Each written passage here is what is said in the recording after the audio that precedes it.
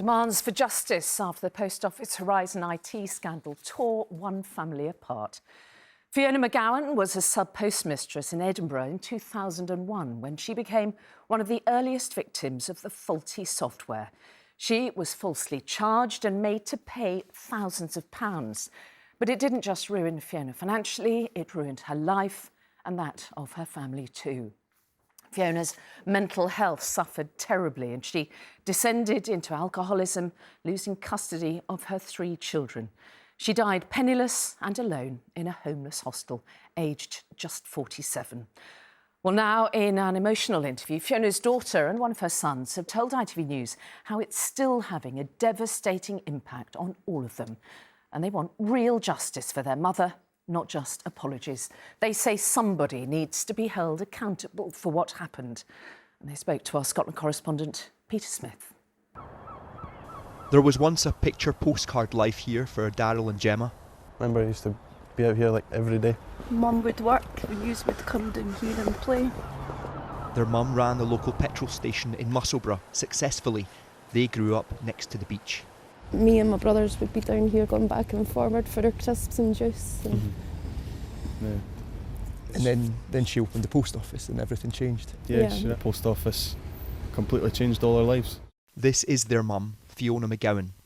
She had experience running several previous businesses and never encountered problems, but in 2001 she became one of the earliest victims of the post office and Fujitsu's Horizon computer system. Wednesday was the worst day of the week. That was balance day. And it just kept mounting up and mounting up. And it got to £30,000.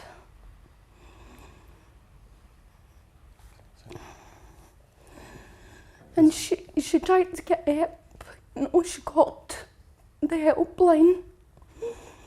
And they sent orders. And it felt like the police, you know. It just felt like basically they were just going straight to the point and accusing her rather than like trying to help her. What is it, you know? Fiona was charged with false accounting and the post office demanded she pay them the £30,000. In the community, her reputation was already ruined. There was a time where we went to the post office because the windows had got smashed and people were shouting things at her, like she was a thief. It was hell.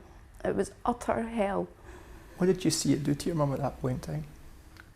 Her mental health deteriorated and she had to go to the doctors. That was when everything fell apart. Unwell and fearing prison, she started turning to alcohol.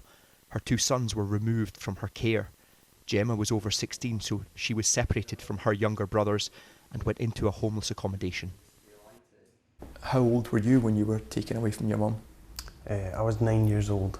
You remember the day you were taken away from your mum? Yeah, it was horrible.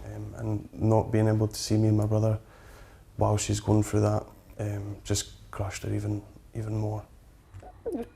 I just find it very hard to talk. I've never really spoke about it because all this has came up and I've kept it in, you know. But finding it as a computer error and it was a cover-up, it just... it makes me feel sick. I'm either really angry or I'm in floods of tears. It's had a devastating effect on all 3 of us. Criminal charges against Fiona were ultimately dropped.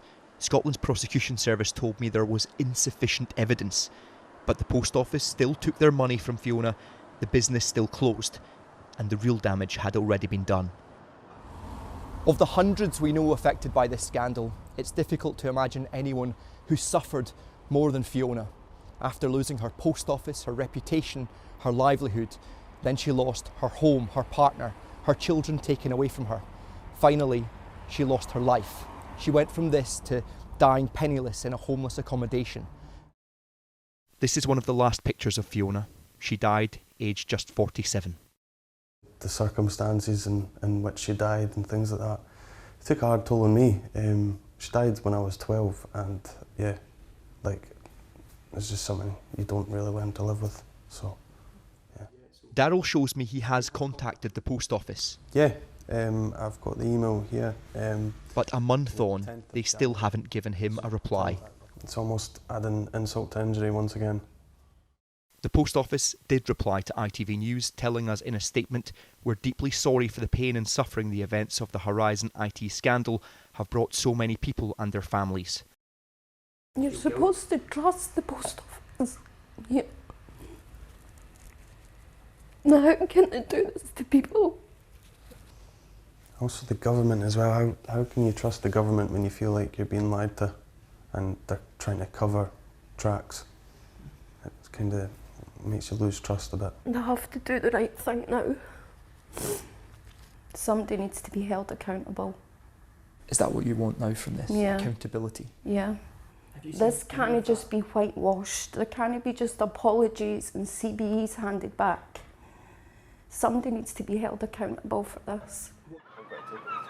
Coming back to the beach now, they hold on to happier memories from childhood before the post office. But it's also a reminder of what was taken from them. They fight on now for their mum and to see justice served to everyone who played a part in their family's suffering.